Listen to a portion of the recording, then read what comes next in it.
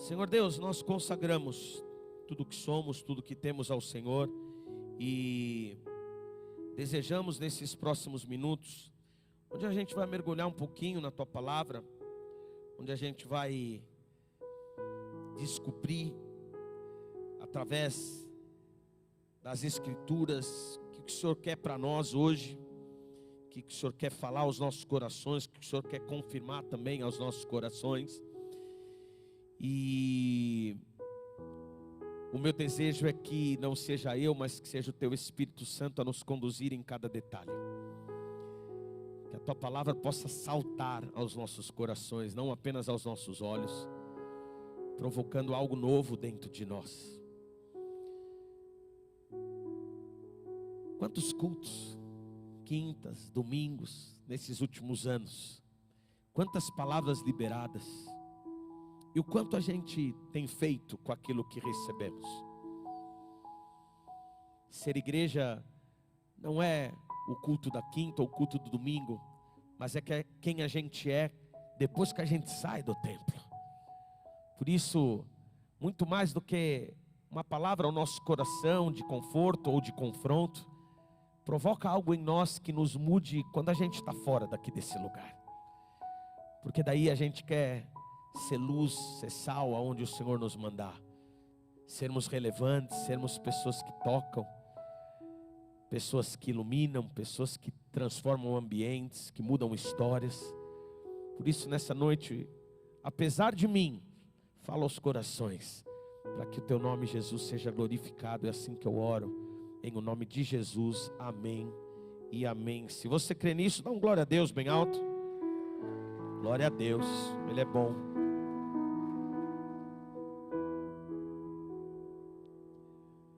Domingo, eu ministrei a palavra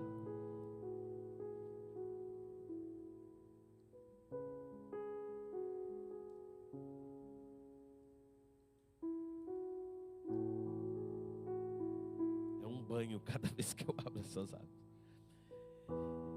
Eu ministrei a palavra final de uma série de mensagens sobre mudança de mentalidade, de postura. E eu ministrei uma palavra de liberação, inclusive financeira, fundamentando na palavra o quanto Deus é próspero, o quanto Deus é pleno, o quanto Deus é maravilhoso e abundante em tudo que Ele faz. E essa palavra, ela tem que vir ao nosso coração com uma certa constância, para a gente nunca se acomodar de que o lugar que nós chegamos, seja em qualquer área da nossa vida, é o teto daquilo que Deus nos colocou. Porque Deus é sempre um Deus abundante. O derramar dele é sempre abundante sobre as nossas vidas. Eu não cantei domingo, mas eu me lembrei de quanto eu fui ministrado por um CD do André Valadão. Antes de ele ser esse pastor da moda que ele era um cantor lá do Diante do Trono. E uma canção que falou muito ao meu coração quando ele lançou foi Mais que Abundante. Mais que abundante. Enfim, se você procurar no Google, você vai ser muito ministrado. E aí, ele pega num momento dessa canção, e ele faz uma citação do Salmo 23. Quando ele fala do óleo, derramas o óleo sobre a minha cabeça, até o cálice transbordar. Até o meu cálice transbordar. E aí, eu não falei domingo, mas veio essa figura na minha mente, e por isso que eu estou comentando hoje, desse óleo que desce, e ele fica transbordando, ele fica jorrando sobre nós. Mas por que eu estou falando isso, igreja? Porque eu quero compartilhar uma palavra com você hoje, que se eu pudesse dar um título, e eu não preparei nada aqui para o telão, seria Seja Extravagante. E muitas vezes, a extravagância que muitos de nós passamos a entender, a compreender, é a extravagância de gastos, ostentação, uma coisa tão fora do comum que se torna absurdamente extravagante. Eu li uma reportagem essa semana, molhei, né? Obrigado, Sarinha. Não foi culpa minha, que essa garrafa ela tem uma tampa meio dura mesmo. Eu li uma reportagem essa semana de que o Elon Musk, por conta de algumas notícias que o presidente americano e ele, porque também é lá do governo americano, muito obrigado, querida, lançaram, ele perdeu em ações do seu patrimônio 590 bilhões nos últimos 15 dias. 590 bilhões de dólares ele perdeu de patrimônio em função da queda das ações das suas empresas. Quando a gente fala de extravagância, a gente pensa num cara como esse, né? As obscenidades que esse cara pode consumir. Por exemplo, saiu na mídia que o Neymar, quando chegou em Santos, ele, para morar lá num morro, acho que chama Santa Teresa, em Santos, ele não comprou uma casa só, ele comprou 3, para ele ficar no meio e as outras 2 casas lá não morar ninguém. É uma extravagância, não é? Sim ou não? É extravagante? É extravagante, cara. Num tamanho um pouco menor, bem menor, mas um pouco perto de nós, mas também um pouco distante. Eu me lembro de um rolê que eu fui fazer com alguns amigos de moto.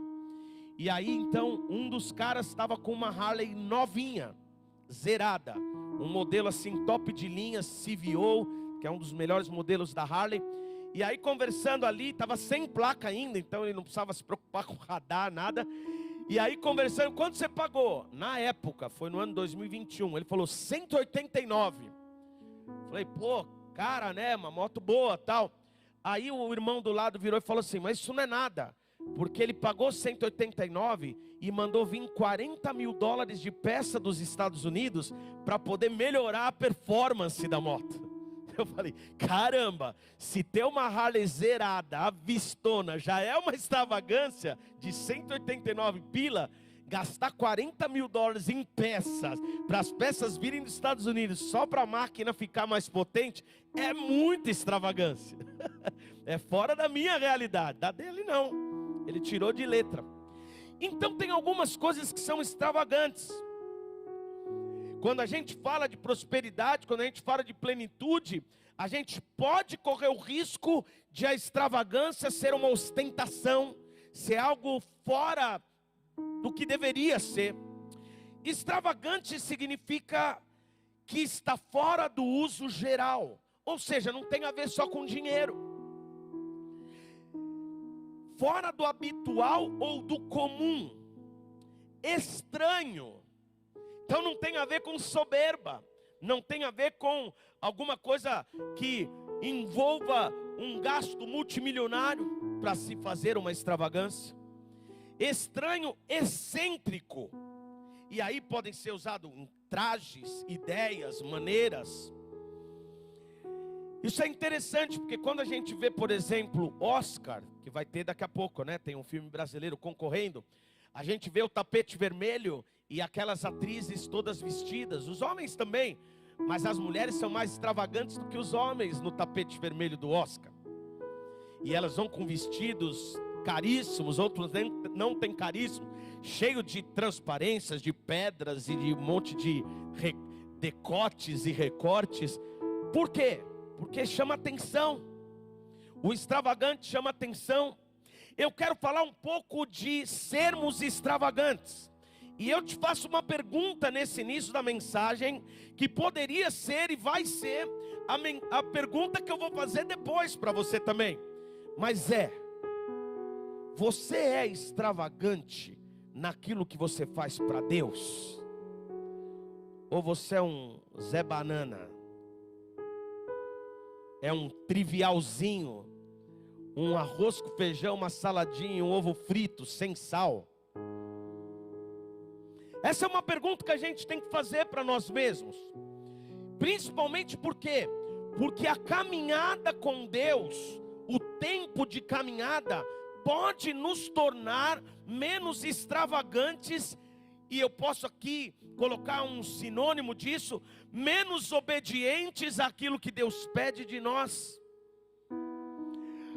O tanto que a gente frequenta culto, que a gente congrega, que a gente sabe cada detalhe. Não, agora o pastor vai fazer dízimo. Não, agora os meninos vão entrar com púlpito. Não, agora o pastor vai orar. Agora ele vai pedir para bater palma. Agora ele vai falar, fala um glória a Deus. E no final, agora ele vai falar. Isso transforma-se dentro de nós em algo tão litúrgico e religioso, que muitas vezes o nosso relacionamento com Deus também está assim. Também está assim. Sem extravagância nenhuma. Vamos pensar agora num casal. Um casal de namorados ou de casados. Eles têm uma situação financeira difícil, mas por causa da situação difícil, não rola nenhum bombom sonho de valsa para a esposa mais. Não rola nem uma havaiana no Natal, apesar que a havaiana está ficando cara agora. Percebe então que a rotina, seja de um casal ou de qualquer outra coisa que a gente faz, nos transforma em normais, em pessoas que caem na vala do comum, é sempre igual, não tem nada diferente, não tem nenhuma picância, não tem nenhuma cor nova, tudo igual, o tempo todo igual. Eu já citei um texto de Arnaldo Jabor chamado Divórcio, que ele fala que já se divorciou algumas vezes da esposa, mas casou de novo. Ele fala uma coisa interessante nesse texto. Ele fala assim: quando você se divorcia de fato, você vai fazer tudo novo para que haja uma nova conquista. Se você for um homem, tipo eu, você vai tentar emagrecer, você vai fazer um implantezinho de cabelo nas entradas, você vai mudar o jeito de vestir, vai colocar uma calça mais colada, vai pegar uma academia, você vai mudar, porque você vai querer conquistar algo, então você precisa mudar, você vai ter que sair do seu trivial. E aí ele fala algo mais interessante no texto, ele fala assim: e a pessoa com quem você se relacionar também vai querer que você mude. Ela não vai querer o mesmo sofá que você tinha com a outra pessoa, a mesma casa, os mesmos restaurantes, os mesmos gostos. Você também vai precisar mudar em função do outro, não em função de você mesmo. Ou seja, a vida ela vai nos levando, e a caminhada com Deus idem, para um lugar comum. Vamos fazendo uma reflexão antes de eu entrar rapidamente em dois textos e a gente mergulhar na palavra. Eu quero que você faça uma reflexão comum, ou uma reflexão comigo, desculpa. No Antigo Testamento a gente tinha uma pessoa que se vestiu diferente dos demais da sua época, e isso foi muito estranho, e ele era um profeta famoso. Quem foi essa pessoa? Elias. Olha só que interessante. Todo mundo se vestia de um jeito, Elias se vestiu de outro jeito. Eu já vi alguns estudos, falaram que ele punha um cinto para prender a capa dele meio aqui, ó, sabe, meio coxinha, aqui em cima. Devia ser estranho pra caramba, Elias. A roupa dele era diferente, mas a vida dele condizia com a extravagância da sua roupa. E no Novo Testamento, quem se vestiu diferente, que também foi um profeta e que a gente percebe pelos seus trejeitos e tal? Quem? João Batista. Ou seja, dos da sua época ele foi extravagante. A sua dieta era gafanhoto com mel silvestre. O seu jeito de vestir também era distinto. Possivelmente a sua barba, o seu cabelo também era extravagante. Não tem a ver com dinheiro, mas tem a ver com sair do normal. Eu não vou dedar tudo, porque senão talvez eu tire a oportunidade da pastora contar a sua própria experiência, e eu não quero fazer isso.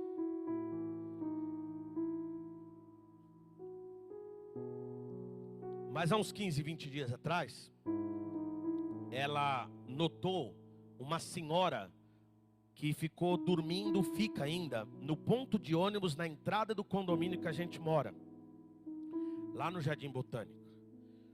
E conforme foi passando os dias, aquela mulher foi se apossando ali do ponto de ônibus, a cama dela é ali. Então, toda hora que você chega, ela está lá. E começaram a entregar sacolas e tudo mais. E a pastora fez uma abordagem dessa mulher. É dona Ana, né? Ana. E na abordagem que a pastora fez, ela começou a contar a sua história. E ela disse: eu não quero mais comida, todo mundo dá comida, eu quero um banho. E essa semana eu me surpreendi, porque eu não estava assim com detalhes da história. em acordar. Não foi uma semana muito fácil para mim. O meu rim, ele está trabalhando a menos do que a velocidade correta. Não passei nada bem. E aí num dia ela acorda e eu vejo ela com uma roupa assim diferente e já preparando um monte de coisa, assaltando o armário de cosméticos e de produtos de higiene. E de repente ela começa a ferver água e encher 2 galões de água. E sobrou para mim pôr no carro, aquilo lá pesado e tudo mais. Resumindo, ela sentiu no coração, porque Deus pediu para ela dar um banho na dona Ana, lá na porta do condomínio, no ponto de ônibus na entrada. Eu não vi a cena, mesmo porque ela não quis gravar, porque ela não estava fazendo isso para viralizar numa rede social, mas ela estava fazendo isso porque Deus tinha mandado. Ela ficou talvez 1h30, 2. As experiências ela conta oportunamente, mas ela levou lençóis e fez uma casinha para dona Ana, atrás do ponto. A dona Ana ficou nua. Depois ela pôs um vestidinho que a própria pastora levou. Eu só espero não chegar no condomínio um dia e ter uma mulher com as roupas da pastora assim lá do lado, né? É capaz, é capaz. E aí então ela deu banho, ela escovou os cabelos, ela passou creme rinse, condicionado. Creme rinse é coisa de velho, né? Mas é creme rinse que você falou, não é, gorda? Creme rinse, ela que falou essa palavra. Condicionador, e escovou, e fez higiene, até perfume ela passou na dona Ana. E depois teve uma experiência espiritual com a dona Ana. Ela conta oportunamente. Mas quando ela voltou para casa, eu falei assim: caramba, eu não estou nessa vibe não. E na hora Deus me deu essa palavra. E foi um confronto para mim mesmo. Jair, o que você ainda é capaz de fazer de forma extravagante se eu te pedir? Eu comecei a lembrar de algumas histórias bíblicas e eu poderia trazer inúmeras histórias. Porque a palavra extravagante, ela não combina muito com o cristianismo. Porque o cristianismo, ele não fala de extravagância na mentalidade da extravagância que a gente está acostumado a entender. De ostentação, de gastos exorbitantes, de comprar alguma coisa fora do padrão. O cristianismo nos leva a olhar para a nossa fé de forma sacrificial, de forma a renunciar muitas coisas. Os hábitos que nós, pela palavra, somos orientados a viver, não são extravagantes, são hábitos e disciplinas que falam muito mais de jejum e oração do que você fazer uma coisa fora do comum. A gente é voltado a olhar para a palavra de Deus na ótica da extravagância, muito mais olhando as renúncias, o estilo de vida de penas, de sofrimento.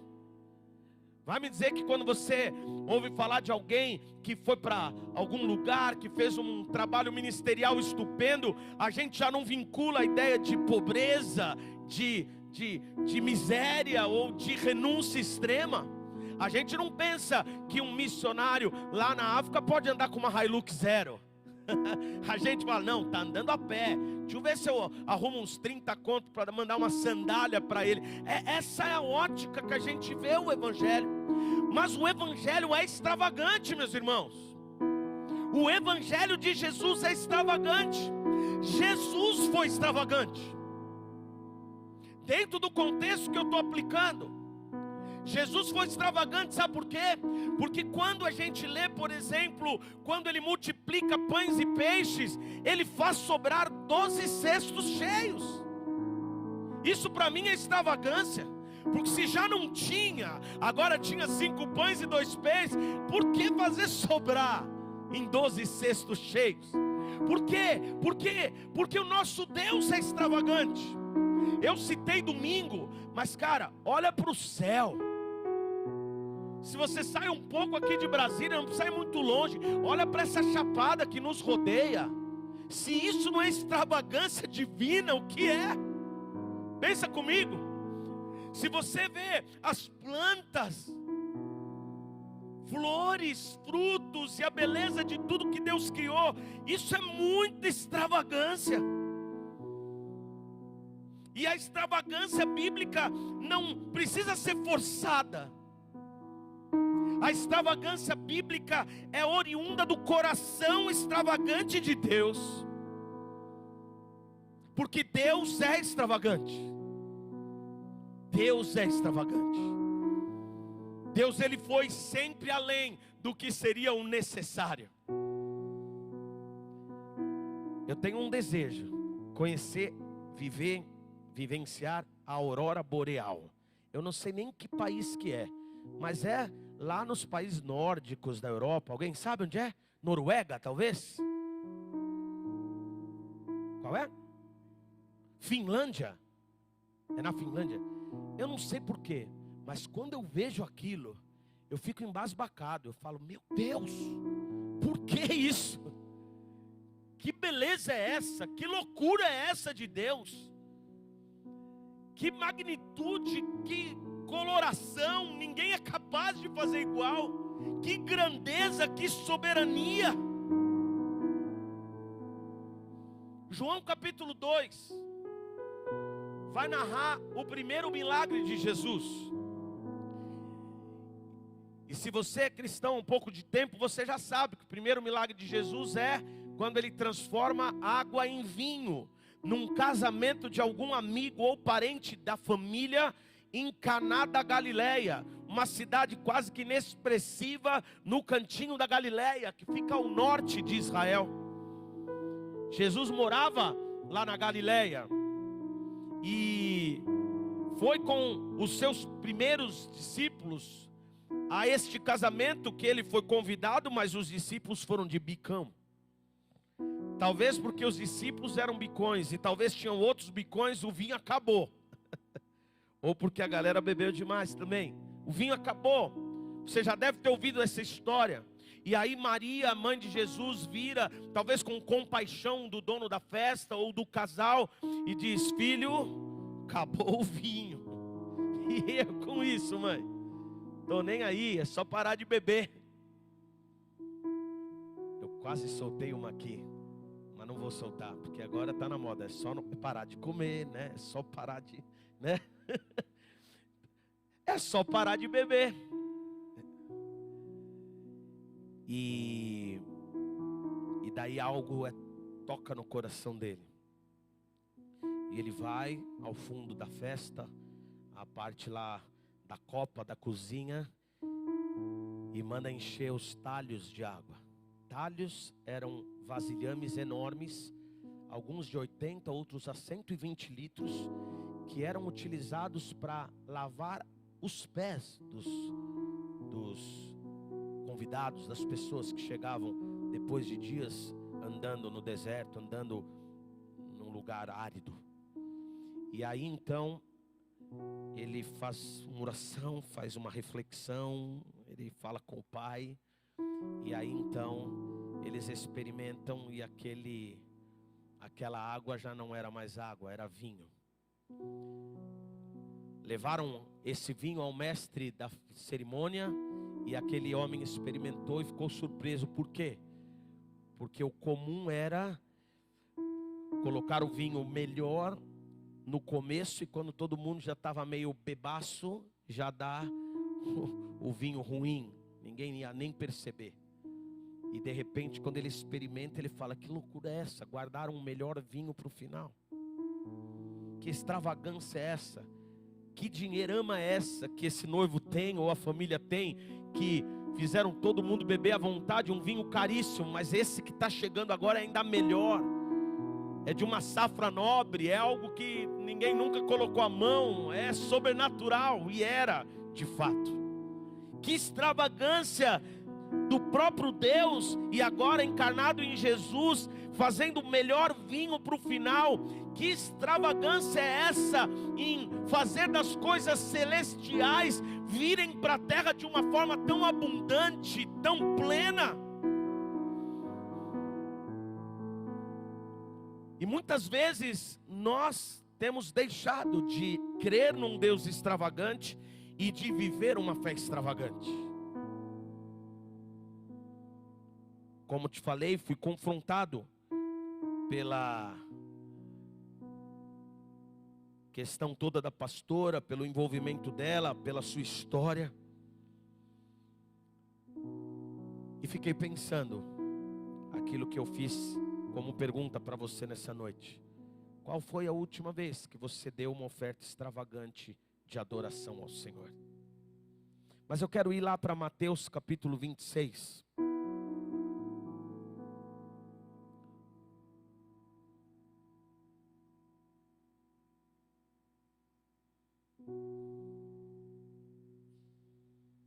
Eu acho que é o versículo, pode ser do começo.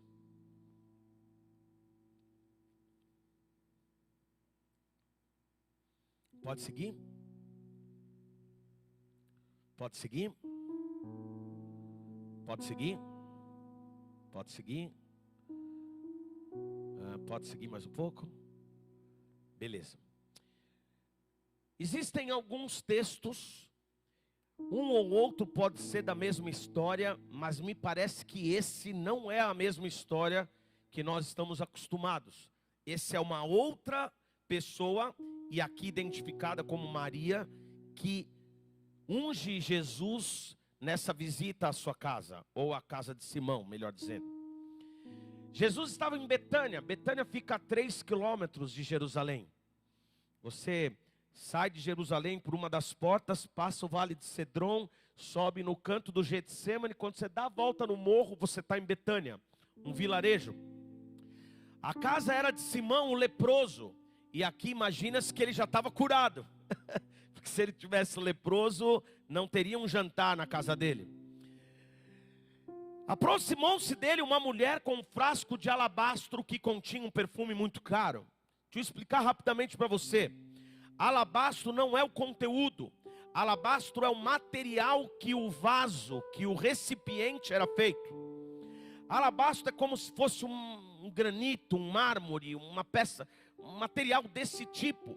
Aonde eles faziam, e o Egito ainda faz, mas o Egito antigo muito mais, faziam recipientes.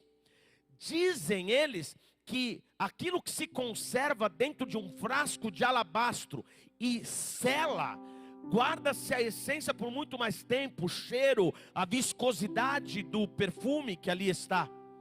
Tanto que para você abrir um perfume de alabastro, você quebrava o bico. Você realmente precisava bater com o martelinho e quebrar a ponta, porque ele era como que se lacrado. Então, uma mulher normalmente não quebrava um perfume de alabastro no sentido de jogar no chão, mas quebrava no sentido de abrir uma ponta para torná-lo utilizável. Você já viu frascos de perfume francês pequenininho? Ele é lacrado no vidro. Você às vezes quebra o recipiente para poder ter acesso, né, ao perfume, ao líquido que está ali. Então vamos lá. Então ela pega e tinha esse alabastro e ela derrama sobre a cabeça de Jesus quando ele se encontrava reclinado à mesa. Pode seguir. Ao verem isso, os discípulos se indignaram e perguntaram: por que esse desperdício? Essa é a pergunta que se faz quando a gente vê alguma extravagância acontecendo na vida do outro. Se com relação à vida, a roupa, o carro, a viagem, a gente não tem nada a ver com a vida do outro. Mas quando a gente vê isso acontecer na prática da adoração ou de algo que é dedicado ao Senhor, o coração da gente costuma questionar: será que era necessário? Será que não quer aparecer? Está exibida demais. Para que tanto? Será que Deus precisa de tudo isso? Deus já conhece. Para que esse exagero? É o que aconteceu. Os discípulos se indignaram e perguntaram: para que esse desperdício? Pode seguir. Este perfume poderia ser vendido por alto preço, dinheiro dado aos pobres. Mentira, essa não era a motivação do coração deles, mas era o questionamento que estava sendo apresentado. Para que tanto dinheiro? Para que ungir Jesus com algo que poderia ser melhor utilizado? Percebendo isso, Jesus lhes disse: por que vocês estão perturbando essa mulher? Ela praticou uma boa ação para comigo. Pois os pobres vocês sempre terão com vocês, mas a mim nem sempre terão. Quando derramou esse perfume sobre o meu corpo, ela o fez a fim de me preparar para o sepultamento. Em verdade lhes digo que, aonde quer que este evangelho for anunciado em todo o mundo, também o que ela fez será contado em sua memória. Jesus está dizendo assim: vocês não fizeram nada desde que eu entrei aqui? Por que vocês estão criticando essa mulher? Além disso, o que ela está fazendo é profeticamente um prenúncio daquilo que vai acontecer comigo. Por quê? Porque daqui a pouco eu vou estar entregue. Daqui a pouco eu vou estar morto. Daqui a pouco esse perfume que vocês estão sentindo o cheiro agora, na verdade vai ser o perfume que vai me embalsamar. O perfume que vai entrar comigo na tumba. Jesus estava dizendo que aquela mulher, ao fazer aquela adoração extravagante, ela estava fazendo algo que anunciava o que iria acontecer. Mas ele termina, e é o 13 que eu quero reforçar com você nessa noite. Em verdade lhes digo que aonde quer que este evangelho for anunciado em todo o mundo, também o que ela fez será contado em sua memória. E hoje nós estamos contando de novo. E se ela não tivesse feito, Mateus não tinha contado, e nós não estávamos sabendo. E se essa atitude não fosse tão extravagante, os discípulos não tinham questionado, e Jesus não tinha ensinado, ela não tinha sido profética, e essa história não teria chegado até nós. Essa história, ela é incrível, dentro do ponto de vista que a gente está falando aqui. Sabe, eu sou crente desde criancinha, irmãos, e eu já vi muita coisa. E já vi muita coisa que eu olhei e falei: para que isso? Que palhaçada é essa? E de fato se mostrou ser uma palhaçada um pouco de tempo depois. Mas eu já vi muita coisa também que na minha ótica religiosa parecia ser uma palhaçada, um exagero. E depois aquelas pessoas, elas começaram a ser exaltadas aonde elas estavam. Elas começaram a ter um reconhecimento não apenas público, mas dos céus. Um derramar novo sobre a vida delas, em função não somente da extravagância, mas certamente de uma renúncia e uma obediência àquilo que Deus tinha pedido para elas. Se a gente vai julgar, se você vai, se eu vou, e eu acabo julgando, esse é um problema nosso, e um impedimento que vai ficar dentro de nós, porque vai nos travar de viver coisas tremendas. Mas se aquela pessoa que está fazendo, estiver fazendo com todo o seu coração, e correspondendo em obediência ao que Deus pediu, o que vai acontecer? Promoção. Promoção. Eu fiquei pensando sobre isso, porque extravagância pode acontecer numa oferta financeira. Eu vou dar um exemplo para você, irmãos. Esse teclado é novo e ele custou um bom dinheiro, e foi uma oferta extravagante de uma pessoa que, ao ver a necessidade da equipe, ao ver a necessidade de uma sonoridade melhor para nós, que também a gente melhorasse o nosso desenvolvimento. Vamos ser sinceros, vocês lembram do David quando trouxe o tecladinho dele? Desse tamanho aqui, ó. Era só essa metadinha aqui, ó. Olha que promoção, hein? Um irmão. Posso te falar? O ano passado, não me lembro exatamente a data, mas foi alguma coisa por volta da metade do ano. Um irmão disse para mim assim: pastor, quero fazer uma oferta, mas específica para a gente trocar um equipamento da igreja. E aí quando a gente começou a negociar os valores, era uma coisa enorme, na faixa de 30 mil reais de diferença porque a gente tinha. E ele falou: vamos negociar, vamos tentar, se a gente conseguir vender o que a gente tem, não fizer troca, a gente vende para um particular e depois a gente compra também melhor, e a gente faz uma venda melhor e uma compra melhor. Não precisamos entregar como troca numa mesma loja, porque eles depreciam o nosso e eles colocam muito lucro no deles. E de fato foi. E só esse irmão, ele vendeu um objeto que ele tinha e fez uma oferta de 18 mil reais. Eu não estou citando para te constranger em absoluto, mas para te dizer que ainda existe extravagância no nosso meio. Ainda existe gente que faz extravagância, não apenas com seus recursos, mas com a sua vida. Posso te dizer, eu não posso entrar no coração do Davidson e nem da Ana, ou quando o Gabriel, ou mais um ou outro, resolve colocar o seu gogó para fora. Eu não posso dizer o que eles estão fazendo, se é para autopromoção ou não, mas que é extravagante, é. Um berro no meio do nada, um negócio que você sai do culto sem voz, um negócio que você colocou tudo aquilo que você é, tua profissão, teus títulos, jogou tudo no lixo, para poder dar um glória a Deus. Vou te contar uma história. Eu tinha lá uns 8, 9 anos e tinha uma música na minha igreja que era assim, ó: meu coração transborda de amor.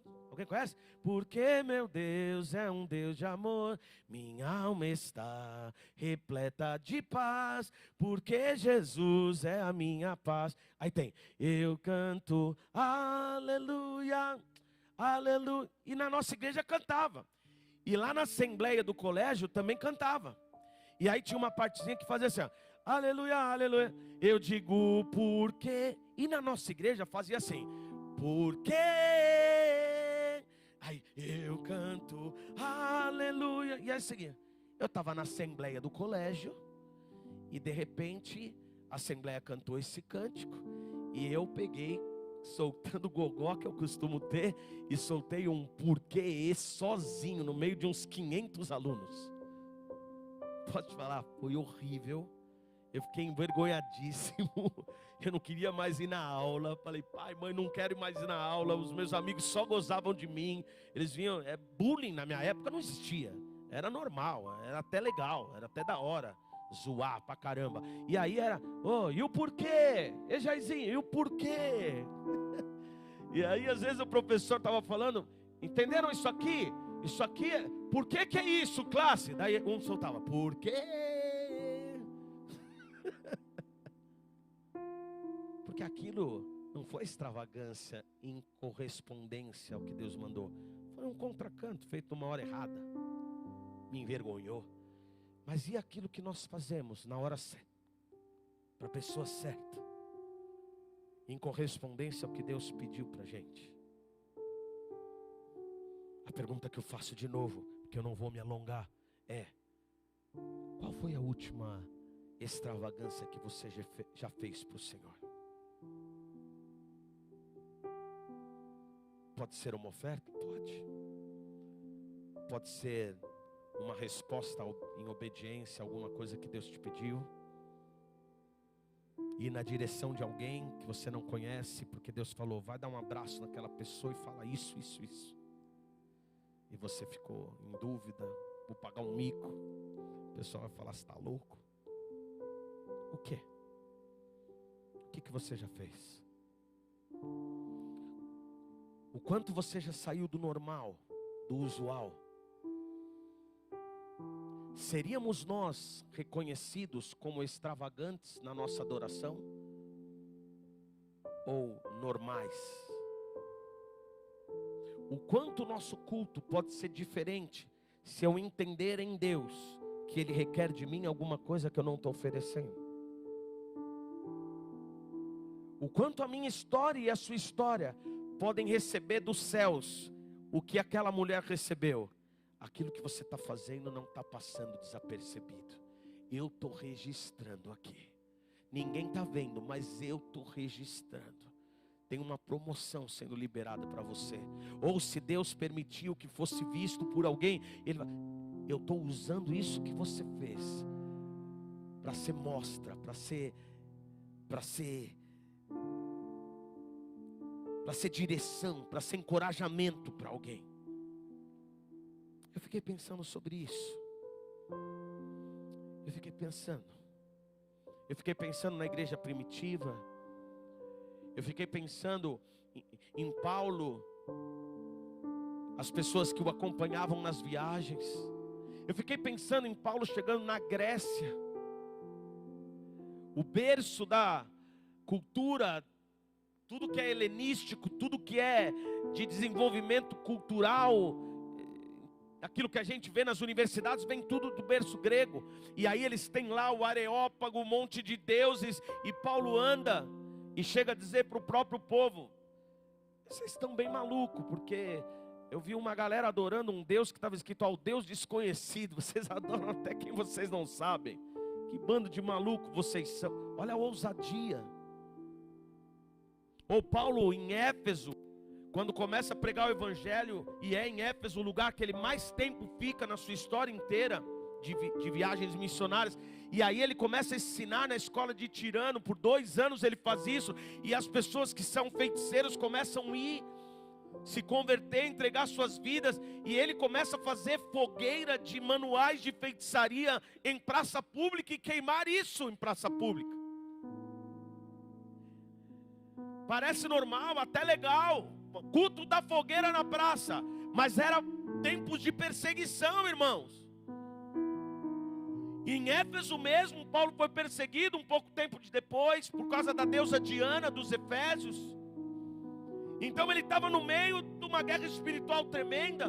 Não é à toa que a carta aos Efésios é a carta com mais fundamento de guerra espiritual que Paulo escreveu. E aí então a gente tem ele fazendo o culto da fogueira na praça, onde a lenha era livros de feitiçaria, onde a adoração era feiticeiros talvez tirando as suas capas e colocando no fogo e se prostrando. Alguns anos atrás, Deus nos levou a uma direção de 7 saídas de rodovias na cidade de Rio Preto. Rio Preto tem 7 rodovias que saem. Uma sai para um canto, sai para o canto, vai para São Paulo, outra vai aqui para BR-153, a outra vai 7. Foi bem interessante esse número quando a gente descobriu. E depois um dia Deus foi revelando algumas pessoas e a gente descobriu meio que pontos em cada uma das saídas. A saída sul, que foi a que eu fui com uma equipe, tinham muitos motéis e postos de combustível, onde os caminhões paravam para fazer pernoite. E por conta disso, muitos motéis e muita prostituição e consumo de droga.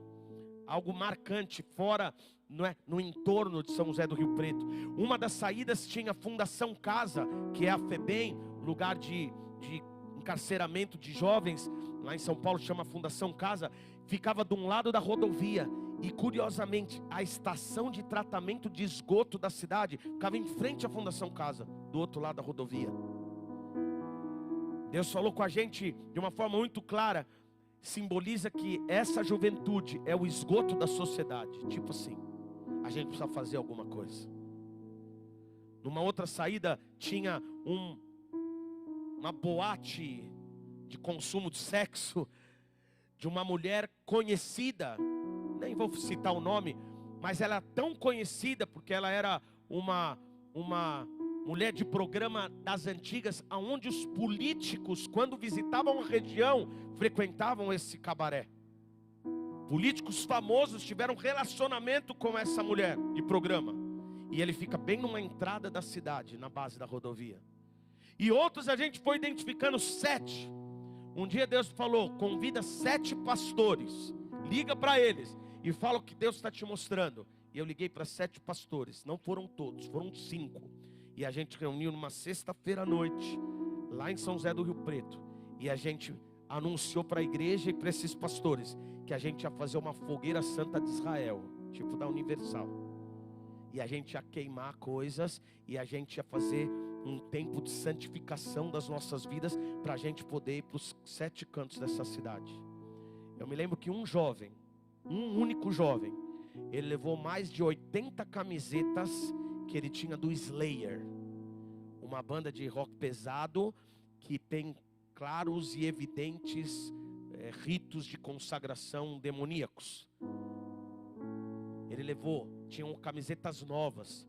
Ele deu naquela ocasião 2 ingressos que ele tinha comprado no valor de R$450 cada um, que ele iria para São Paulo 2, 3 meses depois. Ele até falou assim: pastor, vende e coloca de oferta na igreja. Falei, que vende nada. E as pessoas começaram a levar retratos e outros objetos. Retratos também é uma coisa velha, né? Fotografias, porta-retrato não é tão velho assim. E começaram a levar objetos e coisas, e a gente fez uma baita fogueira na esquina da igreja. Todos os irmãos das 5 igrejas reunidas, eu queria que fosse 7, mas foram 5 pastores de mãos dadas, e de lá a gente saiu. Cada líder, e como faltaram 2, a gente dividiu, fomos com uma equipe para cada canto da cidade. Deus orientou a gente levar uma estaca, para fincar uma estaca, porque Deus estava falando de alargar as tendas. E Deus orientou levar uma tocha. Foi uma tocha, gorda? Uma tocha e um vaso de barro, como os 300 de Gideão fizeram, 100 em cada cume do monte. As tochas ali acesas, mas com pouco oxigênio, então eles meio que, guardavam. E o que aconteceu lá na história de Gideão? No momento oportuno, eles tiram as tochas e começam a balançar em cima dos montes, parecendo milhares e milhares de pessoas. No momento em que o chofar principal toca, eles quebram os vasos. O estrondo dos vasos quebrando provoca como se fosse um barulho de uma bomba estourando. E eles tocam os chofares em cima de cada monte. E a gente fez exatamente o mesmo em cada um dos 7 pontos da cidade. Eu me recordo, se eu for lá hoje, eu sei onde está a nossa estaca, na saída que eu fui.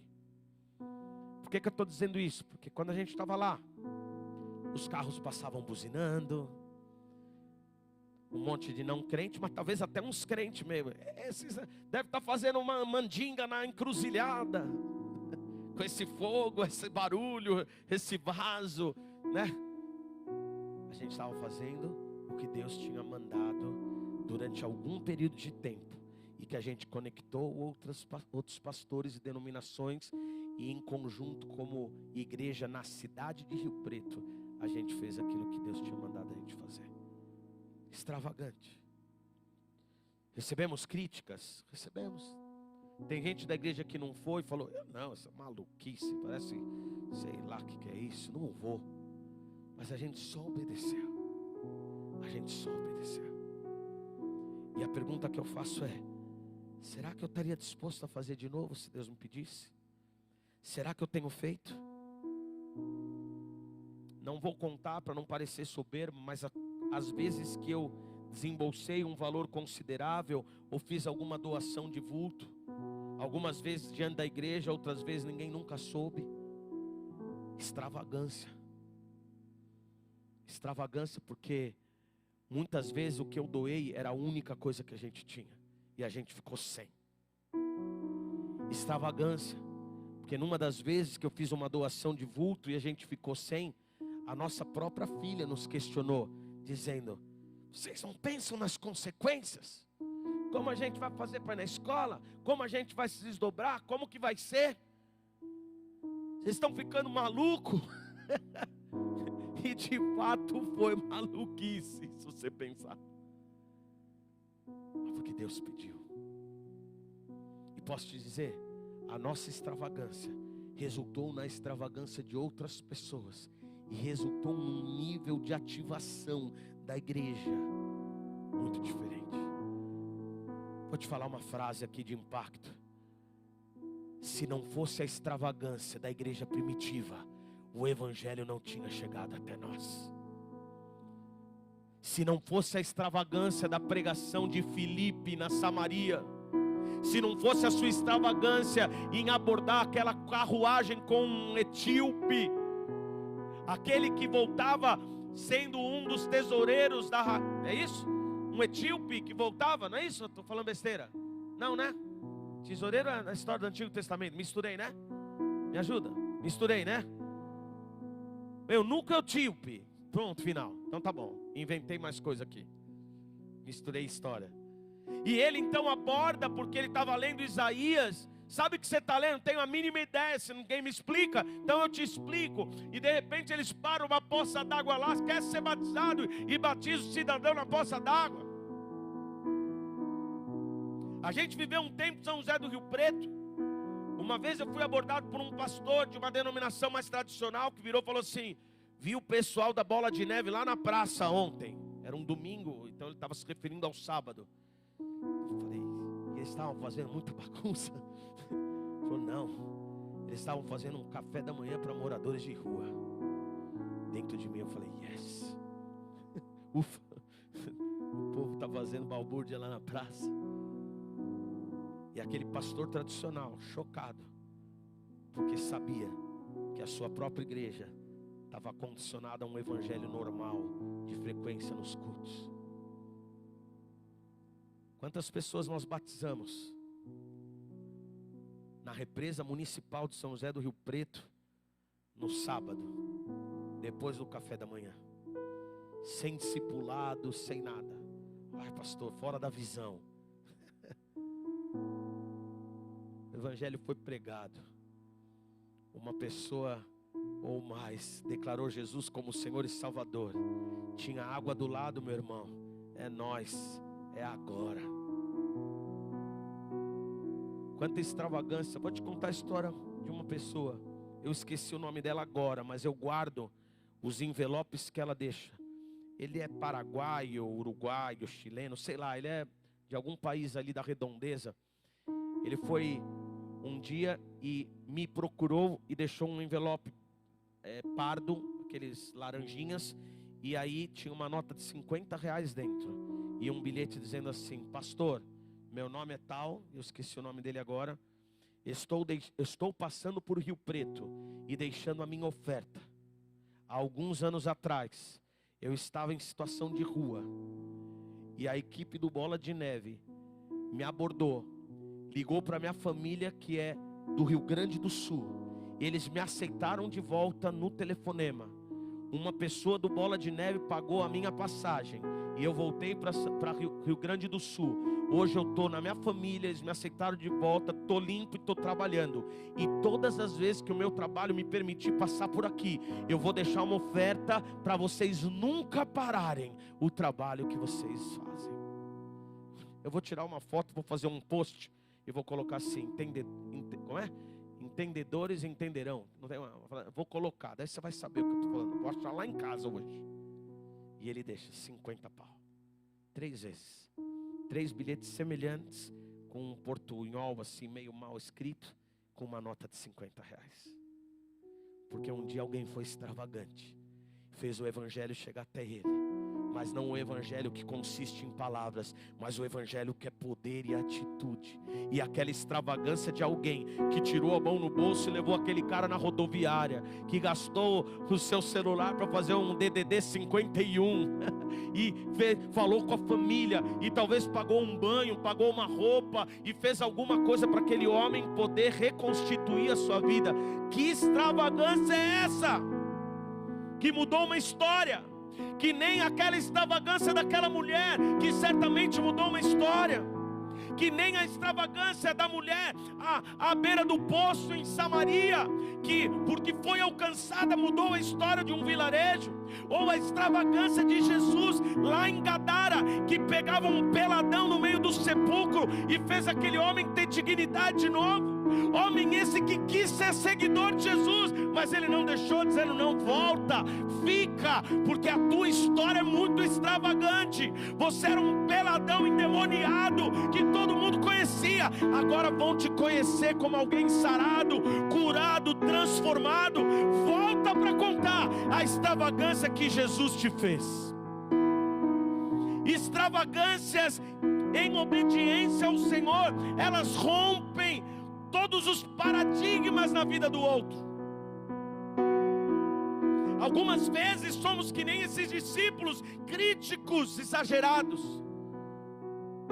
É tanta gente passando necessidade, o irmão vai lá e faz uma oferta. Deixa ele, meu irmão, a história dele vai reverberar no mundo espiritual.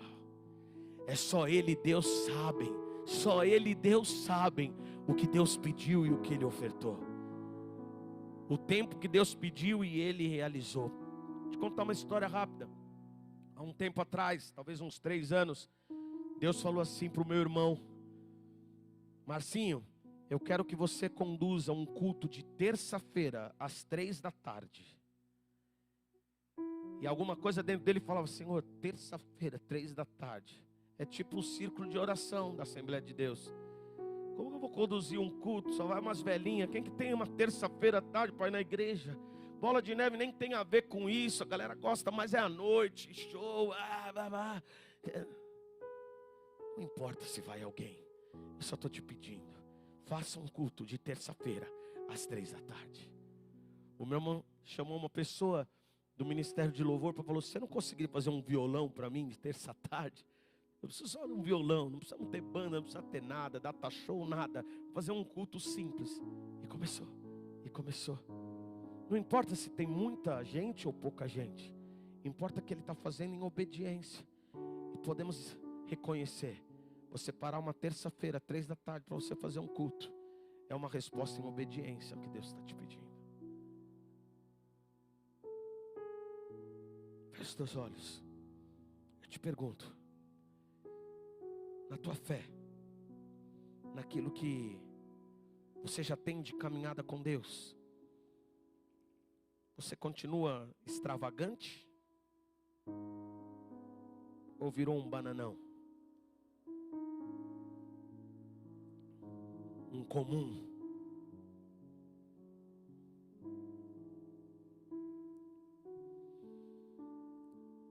Será que nos tornamos uma igreja segura demais? Será que individualmente existem áreas da minha vida, da sua, que a gente tornou elas trancadas demais em segurança? Que a gente não as disponibiliza para que Deus faça alguma coisa? Note que Maria, ela teve que superar barreiras culturais. O jantar era um ambiente masculino naquela época. Barreiras financeiras, porque aquele perfume certamente...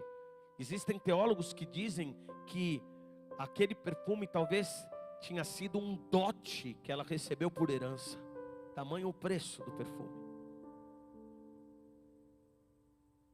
Então ela pega a herança todinha e unge a cabeça, os pés do mestre. Será que estamos preocupados em julgamentos?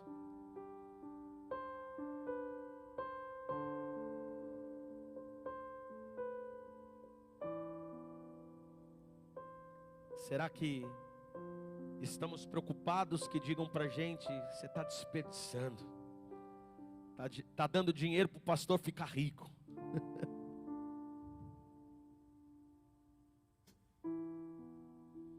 E na adoração, existiu uma época aí que a gente chamava de adoração extravagante, porque a gente era muito tradicional. E numa igreja batista lá em Belo Horizonte começou a ter um movimento onde se dava risada no meio da palavra, onde as canções duravam 40 minutos. Eu mesmo falava: que exagero, tá doido cantar uma canção, a mesma canção por 40 minutos, ficar repetindo, que chatice. Mas não era chatice. Era a presença do Senhor que fazia as pessoas não se preocuparem em execução da canção, mas em simplesmente corresponder ao que o Senhor estava pedindo. Objeto de zombaria de muitos, talvez eu mesmo já tenha zombado de algumas atitudes extravagantes de algumas pessoas, mas eu também já fui extravagante, em algum tempo mais, em outros tempos menos. O Senhor quer uma geração extravagante, de homens e mulheres incomuns. Porque se nós não formos assim, a igreja não será luz no tempo da colheita dos últimos dias. Jesus está batendo as portas. O amor de muitos vai se esfriar. Nós nos tornaremos religiosos, frequentadores de culto, mas sem intensidade naquilo que a gente está propondo. Talvez nos tornemos dizimistas fiéis, mas sem intensidade naquilo que a gente está se movendo. Talvez cantemos canções, mas talvez com a sobra da nossa voz e não com todo o fôlego do nosso peito. Talvez ficaremos preocupados se seremos julgados pelo nosso talento ou pela nossa desafinação.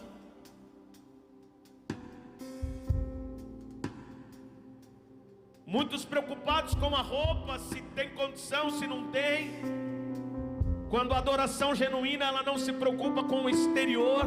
Samuel, o profeta, caiu nesse erro quando foi ungir o próximo rei de Israel, e o próprio Deus disse para ele: Samuel, não se prenda na aparência, porque o homem vê a aparência, mas eu vejo o coração. Você está escolhendo o próximo rei como se fosse o filho mais velho, o mais bonito, o mais bem formado, o mais talentoso. Deixa eu falar, na hora que entrar por essa porta o próximo rei, você vai saber quem é. Todos os irmãos se foram. Ele pergunta para Jessé: ainda tem mais algum? Tem uma, está lá no campo. Eu até me esqueci dele. Manda trazer, porque não vai ter almoço nessa casa se não entrar ele.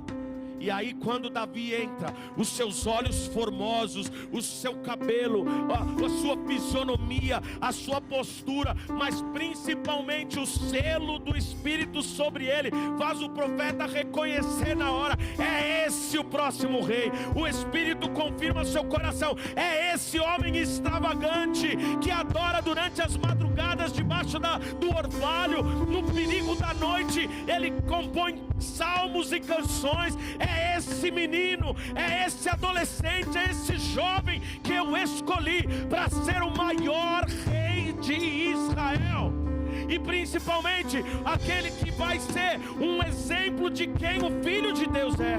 Mas eu quero avançar mais alguns minutos, sabe por quê?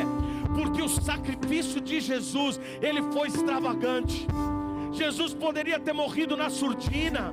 Jesus poderia ter morrido numa facada lá no Getsemane ali, para 100 pessoas verem, ou para 30, só os soldados ali, facada, caiu, morreu, acabou. Não, ele se tornou num objeto de zombaria pública.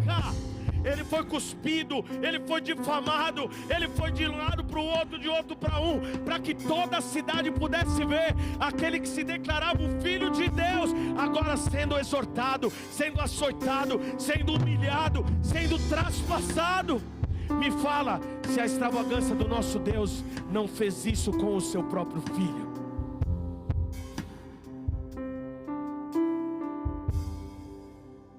O sacrifício de Jesus foi extravagante. Ninguém pode tomar a minha vida. Eu a dou.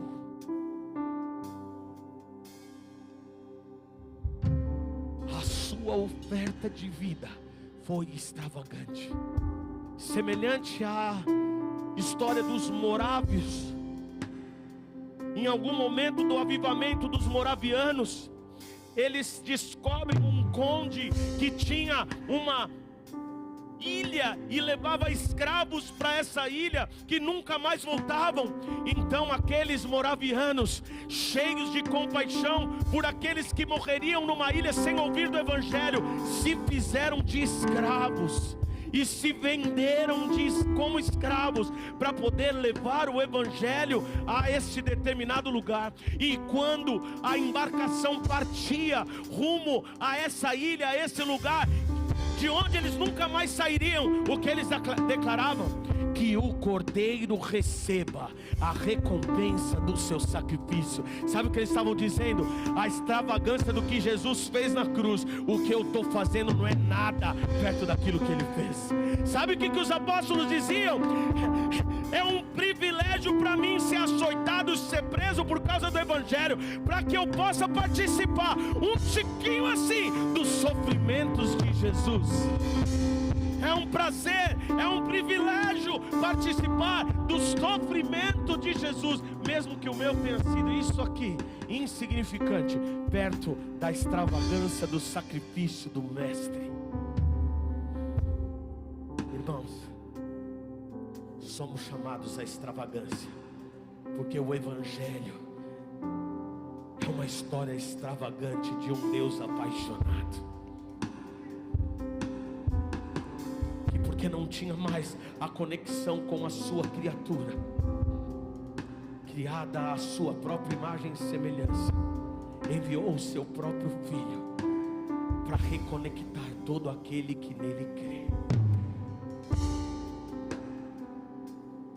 para que tenha uma vida eterna.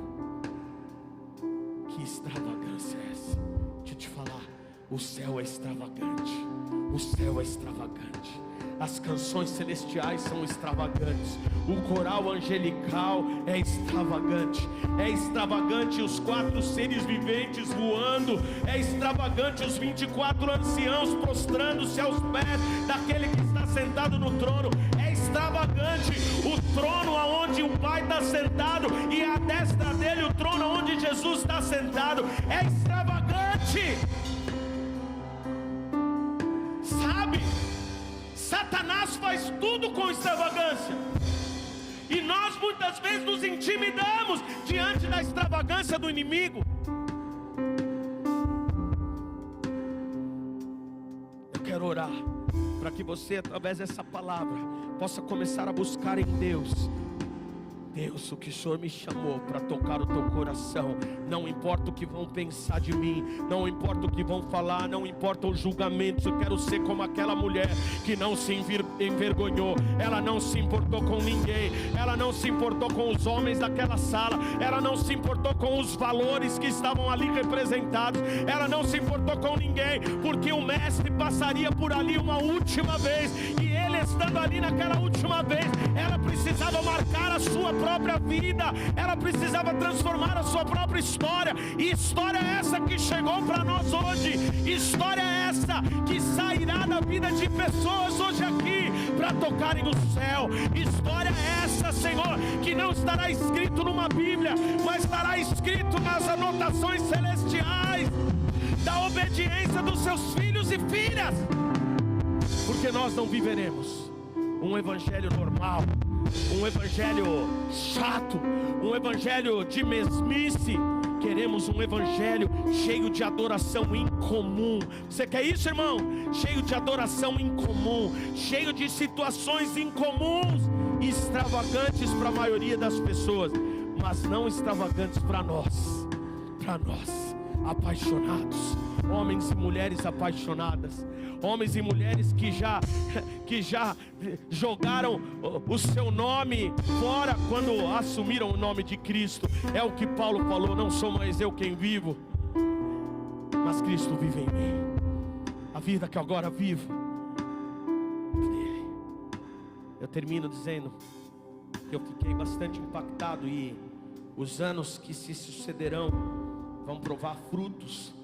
Mas eu vi um cantor famoso aí, eu na verdade nem conhecia, mas parece que ele é famoso, acho que é funkeiro, JP, é isso? JP, fazendo o seu último show, e no final uma pessoa entra com uma faixa e ele levanta. Depois eu li algumas reportagens, ele cancelou inúmeros shows e indenizou os contratantes. Ele também desfez contratos de publicidade, alguns de casas de apostas altíssimos, perdendo grandes fortunas, porque ele realmente quer dedicar sua vida ao evangelho. Como te falei, os frutos acompanharão, e eu espero muito que ele dê muitos frutos de transformação de vida plena mesmo. Mas aquilo que ele fez me chamou a atenção: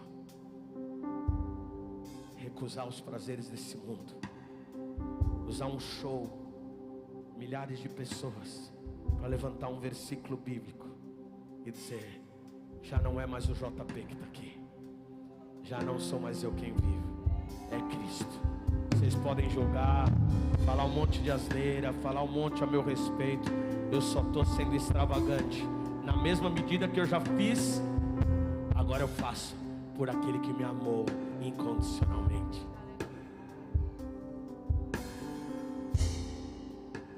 Aquele que pouco é perdoado, pouco ama, mas aquele que muito é perdoado, muito ama.